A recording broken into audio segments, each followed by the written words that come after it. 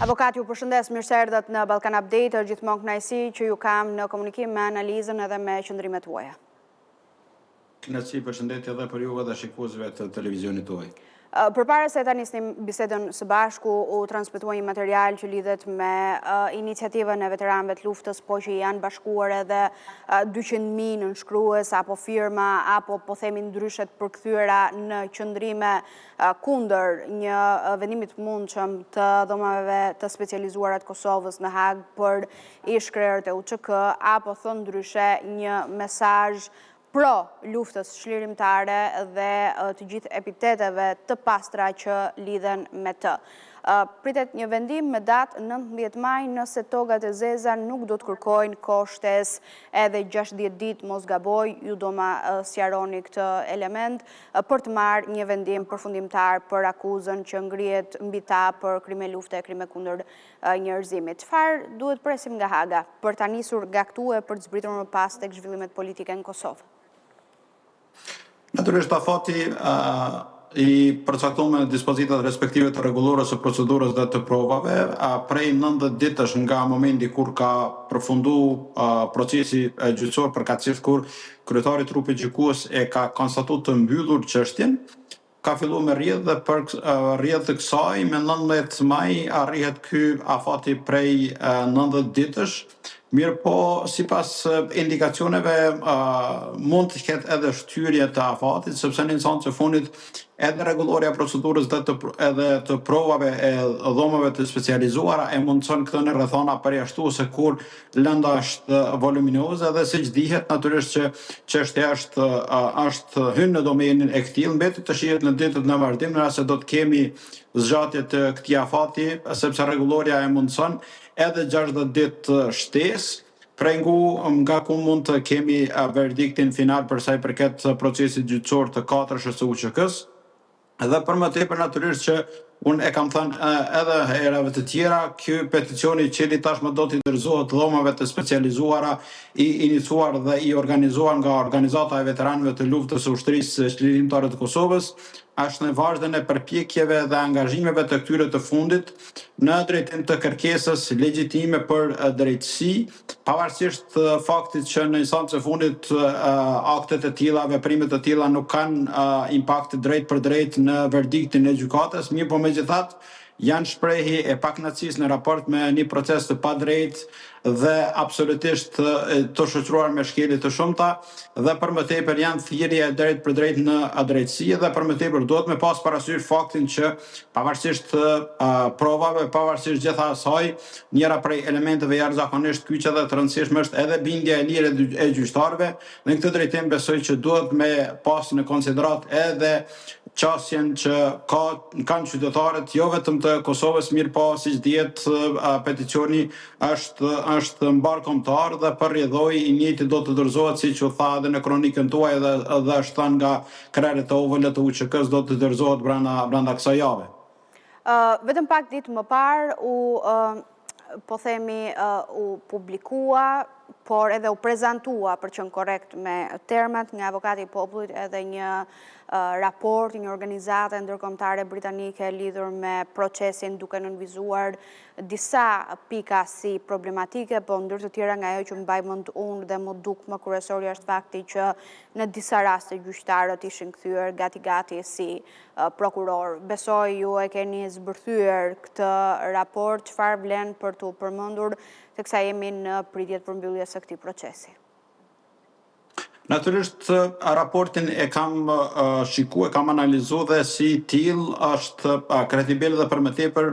i shpërfaq edhe gjitha ato që i kemi thënë në komunikim qoftë me juve, por edhe në prononcime të tjera, se ky proces përveç se ka qenë i sërgjatur është karakterizuar po vazhdon me u karakterizuar me jo pak shkelje. Sipas tij rrezikon të shkelet njëri prej parimeve jashtëzakonisht të rëndësishme në procedurën penale, siç është parimi një nga drejta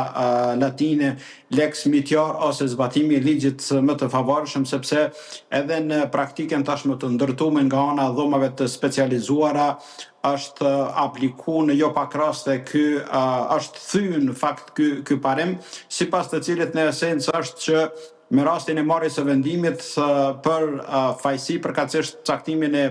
burgimit, merret parasysh ligji I cili ka qenë në fuqi në kohën e kryerjes së veprës penale, përveç nëse ligji më vonshëm është më I favorshëm për të pandehurit, dhe në këtë drejtim edhe në rastin e zotit Mustafa, por edhe të zotit Shala, Pjetër Shala, kemi pasur thyrje të këtij parimi me theks veçantë në gjykatën e shkallës së parë, pastaj ka pas tentativa, është ulur pak a shumë dënimi edhe në shkallën e dytë, mirë po mbi gjitha është tënu ky parim. Për më tepër ka pas cënim po ashtu edhe të parimeve bazë të drejtësisë, që është çështja e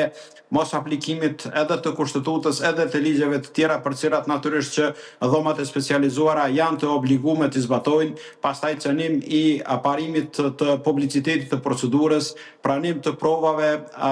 në mënyrë në shpërputhje me rregulloren se që është pranimi I provave nga ana e autoriteteve serbe, e gjitha këto, më thënë, ky raport I shpërfaq në mënyrë jashtëzakonisht të mirë, që I shpërfaq para opinionit ndërkombëtar me theks veçantë, gjitha ato që kanë karakterizuar në vazhdimsi procesin si proces të jetës I stërgjatur me shkelje jo të pakta dhe me cënim të rregullave dhe parimeve bazë të procedurës, të cilat natyrisht që e bëjnë ose e përbëjnë atë korpusin e shkeljeve, për çka natyrisht që rezulton që është një gjykim I padrejtë. Është fat jo I mirë, sepse siç dihet Kosova nuk e ka të mundur me adresu vendime të tilla në instancat përtej kësaj gjykate, sepse edhe masa e paraburgimit, si masa më ashpër për sigurimin e prezencës pandehurit në procedurë, siç është thënë edhe në raport, siç e kemi thënë edhe ne, nëse jo më herët së paku nga prilli I vitit të kaluar, është shqiptuar në mënyrë shabllone dhe në këtë drejtim është cënu edhe njëri prej parimeve të gjykimit të drejtë, siç është mungesa e arsytimit, sepse në instancë e fundit arsytimit e aktgjykimeve janë jashtëzakonisht të rëndësishme dhe këtu ka pas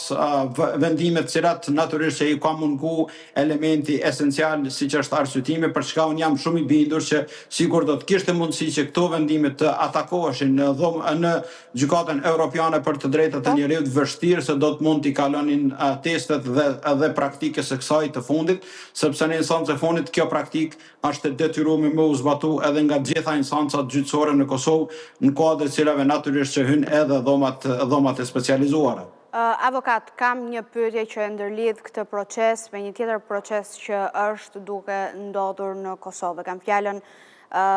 në një rast eventual, marrja një vendimi për ish-krerët e UÇK, pikërisht me datë 19 maj, ndërkohë që në Kosovë, ndoshta jo zyrtarisht, sepse Komisioni Qendror I Zgjedhjeve ka lënë afat vetëm 10 ditë për fushat, po ka nisur para fushata apo lobimi I faktorëve ndryshëm politik për zgjedhjet e tretat parakohshme brenda 16 muajsh. Si mendoni se mund të ndërlidhet një element I tillë dhe si do të ndikonte njëra tek tjetra? Natyrisht është I pashmangshëm çfarë do vendimi as më tepër një vendim pafajësie, siç besoj e pres jo vetëm unë, mirë po I gjithë opinioni me theks veçantë ata që kanë përcjell këtë proces për faktin se, siç e kemi thënë që në krye të herës duhet ta ripërsërisim, çfarë do vendimi tjetër përveç pafajësisë së 4 së UÇK-s dhami do të ishte jashtëzakonisht I madh, sepse këtu gërshëtohet e kalumja, e tashmja dhe ardhmja e vendit, sepse në instancë e fundit siç dihet ata nuk akuzohen e kapacitete personale. Prandaj një vendim pafajësie sigurisht që do të ketë impakt edhe për sa I përket këtij procesi, mirë po përtej kësaj pavarësisht impaktit eventual që mund të ketë, unë jam optimist dhe I bindur që pafajësia do të jetë verdikt I duhur, sepse mbi gjitha atu gjykohet pjesa më e lavdishme e historisë së vendit tonë, ndërsa procesi I zgjedhjeve I parafushatës e gjitha këto besoj që duhet me rrjedhë në natyrshmërinë e vet, si një proces I cili natyrisht që po shkon dhe tashmë është siç dihet është caktuar, mirë po natyrisht besoj dhe shpresoj që do të shkojë në rregull, pavarësisht që ka indikacione që mund të ketë ndoshta një rikthim të diskursit elektoral të jo të zgjedhjeve të dhjetorit, sepse në zgjedhjet e dhjetorit për fat të mirë diskursi ishte relativisht më I mirë se sa në zgjedhjet paraprake, mirë po megjithatë mbetet të shihet se si do të rrjedh në ditët përkatësisht javët në vazhdim. Ma mërmëndje referoheni zgjedhjeve të shkurtit, atëherë kur Kurti ju drejtua opozitës me epitete nga më të ndryshme që ndoshta nuk vlen as të përmendën në këtë hapësirë televizive. Avokat, ju falenderoj shumë, gjithmonë kënaqësi që ju kam në Ballkan Update. Kënaqësi, përshëndetje edhe ju edhe shikuesve. Faleminderit.